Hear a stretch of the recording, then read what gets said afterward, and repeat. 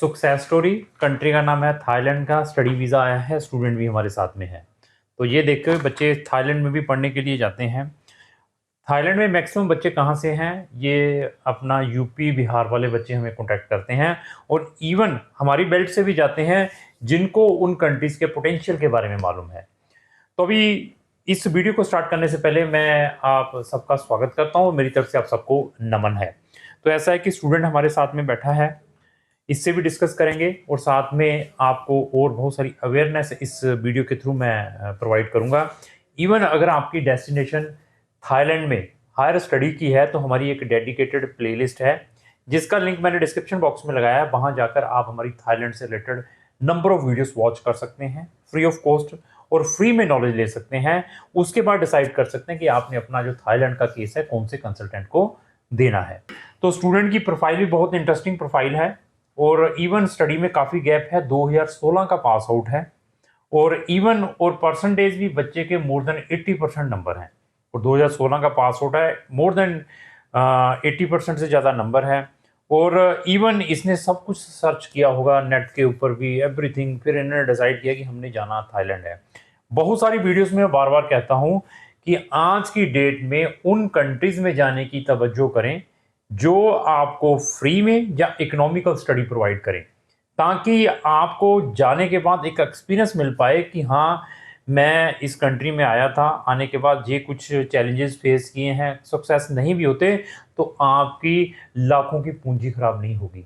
तो आज की डेट में भेड़ चाल ज़्यादा है। वो मैं कैसे बताऊं कि सिंगापुर चले हुए हैं, यूएई में पढ़ने के लिए चले हुए हैं, इवन साइप्रस में पढ़ने के लिए जाते हैं, मॉरिशस में बच्चे पढ़ने के लिए जाते हैं। वहां पर 4 लाख से लेकर 7-7 लाख रुपया की फीस लगा कर जाते हैं। तो इन जितनी भी मैंने कंट्रीज को कहा है, आप थाईलैंड के साथ या चाइना के साथ कंपेयर करें तो आपको आइडिया होगा कि क्या उन कंट्रीज में जाना बर्थ है या नहीं है। इवन ना तो उन कंट्रीज में पार्ट टाइम वर्क अलाउ है ड्यूरिंग द स्टडी, ना ही इन कंट्री में जहां पर बच्चा ये जा रहा है। लेकिन इन कंट्रीज में पोटेंशियल क्या है? एक तो आपको एक बिग प्लेटफॉर्म मिलेगा। तो आज की डेट में वर्ल्ड का सबसे ज्यादा जो टूरिस्ट है थाईलैंड जाता है। तो थाईलैंड के अंदर नंबर ऑफ अपॉर्चुनिटीज हैं अगर आप एक बिजनेस माइंडेड हैं। थाईलैंड के अंदर नंबर ऑफ अपॉर्चुनिटीज हैं जॉब्स की भी। कल आप अपनी स्टडी कंप्लीट करते हैं, उसके बाद जॉब्स की जो अवेलेबिलिटी है ईजीली है और कुछ लर्न करके आएंगे। तो अगर मैं साइप्रस की बात करूं जिसकी 6-7 लाख की पॉपुलेशन है और पैसा कितना लगाकर जा रहे हैं, 7 से 8 लाख रुपया। कोई 6 लाख देकर चुरा है, कोई 7 लाख, उससे ये 100 टाइम बेटर है ऑप्शंस। इवन वहां पर महंगे प्रोग्राम भी है जिसकी फीस अप्रोक्स एक साल की 3 लाख से 4 लाख की है। वो टूरिज्म एंड हॉस्पिटैलिटी के प्रोग्राम है जो आपको डिग्री या जो सर्टिफिकेशंस मिलेगी वो कहाँ की मिलेगी? स्विट्जरलैंड की। इवन उनमें जो प्रोग्राम्स आप करने के लिए जाएंगे थाईलैंड में, वहां पर आपको इंटर्नशिप के, एक्सचेंज प्रोग्राम्स के भी ऑप्शंस अवेलेबल हैं। बट डिपेंड है आप कौन सी इंस्टीट्यूशंस में, कौन से कॉलेज में वहां पर पढ़ने के लिए जा रहे हैं। तो ये बच्चा वहां पर लैंग्वेज प्रोग्राम करने के लिए जा रहा है। इवन चाइना की मैं बात करूं, चाइना में आप फ्री में स्टडी भी ले सकते हैं। तो अभी आप देखिए कि आपकी स्टडी फ्री है, अकोमोडेशन फ्री है, तो एक वर्ल्ड का बिग प्लेटफॉर्म है। तो आज की डेट में चाइना जो है पूरे वर्ल्ड के ऊपर मतलब राज कर रही है। उसकी पूरी की पूरी जो प्रोडक्ट है पूरे वर्ल्ड के अंदर जाती है। मतलब आप ये देखिए कि कोई कंट्री सर्वाइव नहीं कर पाती चाइना के बगैर, क्योंकि चाइना में हर एक चीज़ की मैन्युफैक्चरिंग है और आपको जो किसी भी चीज़ की कॉस्ट है मतलब इतनी सस्ती मिलेगी, पूरे वर्ल्ड में चीज़ नहीं मिलेगी। वहाँ से लोग इंडिया में आई थिंक 70 से 80% प्रोडक्ट ही वहाँ से आती हैं। तो वो छोटी छोटी कंट्रीज़ जहाँ पर आप पढ़ने के लिए जा रहे हैं तो वहाँ पर ऐसा क्या आपको प्लेटफॉर्म मिलेगा? तो चाइना में अगर आप पेड स्टडी सेल्फ पेड में भी जाते हैं तो उसकी जो फीस है 1 लाख से लेकर 2 लाख की साल की सारी, और एक बड़ा बिग प्लेटफॉर्म आपको मिल सकता है। अभी डिपेंड आपके ऊपर है कि आपने सिंगापुर जाना है या मॉरिशस जाना है या यूएई में पढ़ने के लिए जाना है या आपने साइप्रस में पढ़ने के लिए जाना है। अभी डिसीजन आपका है। तो स्टूडेंट का जो वीज़ा है, ई वीज़ा है, तो जिसको हम ईडी वीज़ा कहते हैं, स्टडी वीज़ा। तो वहाँ से बच्चे का एडमिशन आया, एडमिशन के बाद इसको ऑनलाइन कैसे अप्लाई किया जाता है, इसके अंदर भी there is a number of challenges. तो उन डॉक्यूमेंटों को कैसे अपलोड करना है, आपकी फ़ोटो की स्पेसिफिकेशन कैसी होनी चाहिए, इसकी एम्बेसी फ़ीस कितनी है, ये सारा का सारा स्टूडेंट को गाइड किया गया। तो लास्ट ही जब इसका वीज़ा अप्लाई किया, वीज़ा अप्लाई करने के बाद आई थिंक 5 से 10 दिन के अंदर इसको वीज़ा ग्रांट हुआ है, क्योंकि अप्लाई करने के बाद कुछ फॉर्म के अंदर शॉर्टकमिंग्स पाई गई। उन्होंने कुछ एडिशनल चीज़ें भी मांगी, वो अपलोड की। अपलोड के बाद फिर उन्होंने इनका वीज़ा अप्रूव कर दिया। अभी बच्चा ट्रैवल करेगा। अभी बच्चे से भी बात करते हैं। तो इवन ये स्टूडेंट बठिंडा के रहने वाले हैं और इन्होंने अपना जो केस है किसी फिनलैंड कंट्री का, इनके ब्रदर ने किसी एजेंसी के थ्रू ही डाला था, फिनलैंड का कहाँ से, बठिंडा से ही। तो वहाँ पर भी इसके ब्रदर ने काफ़ी टाइम वेस्ट किया और इवन ऐसे प्रोग्राम में एडमिशन करवा कर दिया जिसमें जाने का फ़ायदा नहीं है, पीजी डिप्लोमा।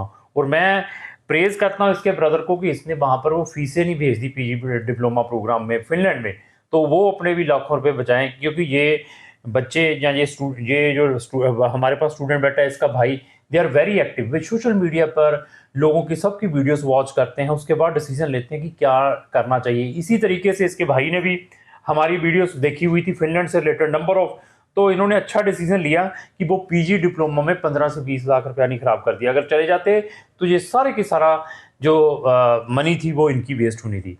तो बच्चे से ही बात करते हैं। सबसे पहले मैं आपका स्वागत करता हूँ इस वीडियो में। मेरी तरफ से आपको नमन है, नमस्कार है। मैं ये पूछना चाहूँगा कि आप कहाँ के रहने वाले हैं? बठिंडा। तो हमारे बारे में कहाँ से पता चला? ब्रदर ने बताया था। ब्रदर ने बताया।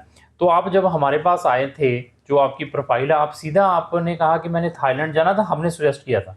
नहीं, हमारा पक्का था थाईलैंड जाना। तो थाईलैंड में आपका कोई रहता भी है? मेरे फ्रेंड्स हैं। तो थाईलैंड में अभी जो आपने एडमिशन डाला था वो कौन से प्रोग्राम में डाला था? Language course. इसकी साल की फीस कितनी है? 96,000। देखो, 96,000 थाईलैंड लैंग्वेज सीखने के लिए जा रहा है। 96,000 की फीस आई है, कुछ भी फीस नहीं है। लोग ऐसे लाखों रुपए ना, 96,000 इसकी फीस आई है। 96,000 ऑस्ट्रेलिया स्टडी वीज़ा की सिर्फ एप्लीकेशन फीस ही है। अभी ये देखिए कि ऑस्ट्रेलिया कितनी महंगी कंट्री है। जो सिर्फ किसी बच्चे ने अपना स्टडी वीज़ा अप्लाई करना हो तो स्टडी वीज़ा की फीस 96,000 है। और 96,000 जो रुपीज़ हैं, लोग अपने रिफ्यूज़ल में एजेंटों के थ्रू वेस्ट कर लेते हैं। किसी टूरिस्ट वीज़ा भी अगर डालना है या स्टडी वीज़ा भी डालना है तो ये सिर्फ 96,000 फीस लगाकर वहाँ पर पढ़ने के लिए जा रहा है। तो आपकी एजुकेशंस क्या हैं? 12th के बाद सीए है और कोडिंग। सीए की हुई है आपने? नहीं, मतलब आईपीसी। अच्छा, तो आपका 12th में कितने परसेंटेज हैं? 85% है। तो इनको और भी कंट्री सजेस्ट की जा सकती थी। मैं तो इनको कहता कि आप जर्मनी में डाल लो 1 साल 13 साल करने के बाद। मैं इनको कहता कि फिनलैंड में चले जाओ। मैं इनको बहुत सारी कंट्री सजेस्ट कर सकता था, लेकिन उन्होंने अपनी रिसर्च की थी कि हमने जाना ही थाईलैंड है। तो थाईलैंड का इनका ये सक्सेसफुली वीज़ा, कोई आईएलटीएस, कोई पीटी नहीं, कोई इंटरव्यू हुई हो, चाहे कॉलेज की चाहे एम्बेसी की, नहीं, कोई इंटरव्यू नहीं है। विदाउट इंटरव्यू ये वीज़ा आया है। अभी डिसीजन आपका है कि आपने लाइफ में करना क्या है। ड्यूरिंग द प्रोसेस हमारे जितना भी स्टाफ है, चाहे हम हैं चाहे हमारा स्टाफ है, उनको कम्युनिकेशन करने में कोई प्रॉब्लम आ रही हो, कभी कोई मैसेज करते हो जवाब ना देते हो, कुछ ऐसे ही महसूस किया हुआ? कोई कुछ नहीं है। नहीं। तो ओवरऑल सर्विसेज कैसी लगी? बहुत बढ़िया। मगर वीज़ा आ गया तो बहुत बढ़िया, नहीं आती तो तो भी बढ़िया थी। नहीं, मतलब फिर आपने कहीं और जाना था कि या थाईलैंड को रखना था?